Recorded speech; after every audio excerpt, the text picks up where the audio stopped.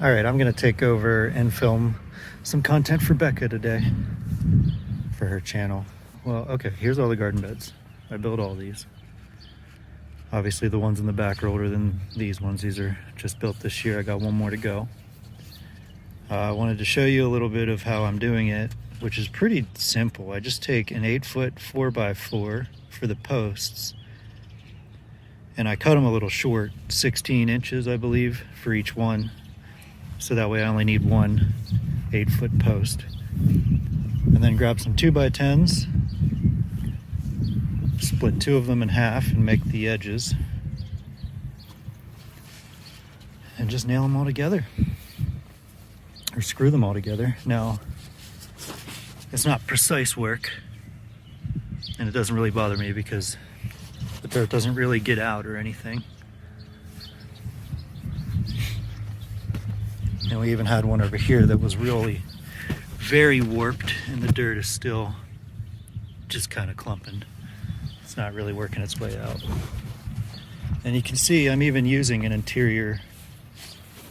It's just number 2 Katy fir from Lowe's off the shelf, untreated. And these two back here, these top two, are the oldest ones. And they could look better, but they're not looking too bad so far. And these have been 3 years. This is our 3rd year on these. And in all honesty, if these were to deteriorate far enough, I could come up with something, I'm sure. Metal or something to wrap around, or just buy some more, maybe buy some cedar and just wrap it around. But I like the look of the raised beds. I think it looks nice in our neighborhood here.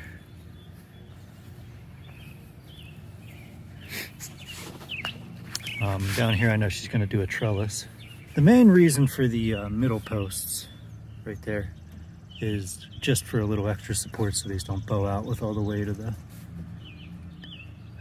dirt inside, and it seems to work. Or maybe it's not even necessary, but it seems to work. So anyway, I'm gonna go through and film myself doing this. I wanted to real quick talk about this old distance saw I picked up at an auction pretty cheap. It is did a lot of research on the company after I bought it, and it turns out that these were basically economy saws, just like your run-of-the-mill, like this, something you'd find off a big box shelf, but they were still thought of as high quality back in the day by the people who were using them and buying them. And this one is a bit more aggressive than, you know, the Craftsman I've been using, which is a decent off-the-shelf saw. But I'm going to try to use this today to do all my cuts. I also picked up another one, but I won't be using it because it's way too aggressive and it's more of a ripping saw. But this is also a Diston. It's a number 5 PPI. So I can't use that one today, unfortunately. Maybe in the future videos. But, so I got my 4x4 I'm going to cut down, and after that I've got all the 2x10s to cut in half, and should be good to go.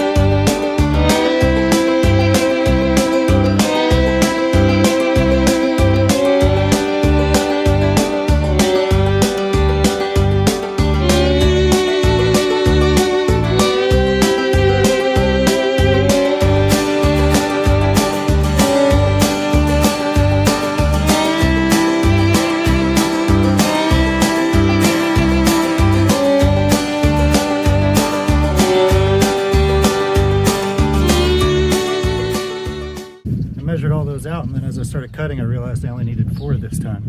I could have went full size. Now, using a handsaw is something that's actually new for me. I'd never actually used one before. I used to just grab the circular saw and just go to town with that, do it in a couple minutes. But the more I use the handsaw and the more familiar I become with it, the more I actually like using that. I'd like to use it in woodwork.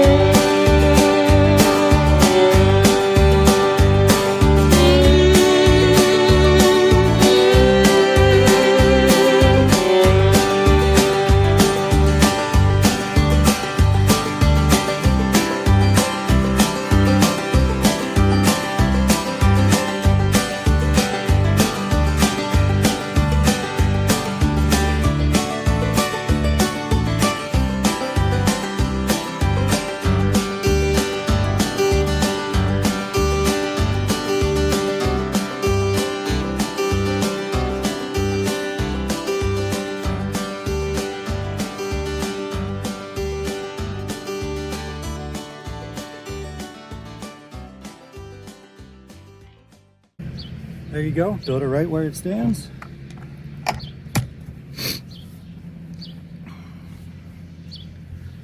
Sturdy. Doesn't take too long, anybody can do that. Hell, I hardly ever work with tools. I did that, what did it take, a half hour, 45 minutes? So hey, thanks for watching me build a garden bed. Plan on making some videos for this channel just because there are things I'm learning, and it's kind of fun to kind of put yourself out here like this, see if there's anybody else out there with better ideas as to ways to do things. We started some woodworking, chainsaw work, different building. I got a bunch of 2x4s. I plan on making a kitchen island with them today. The only issue is lumber's not cheap right now, but hope you enjoyed.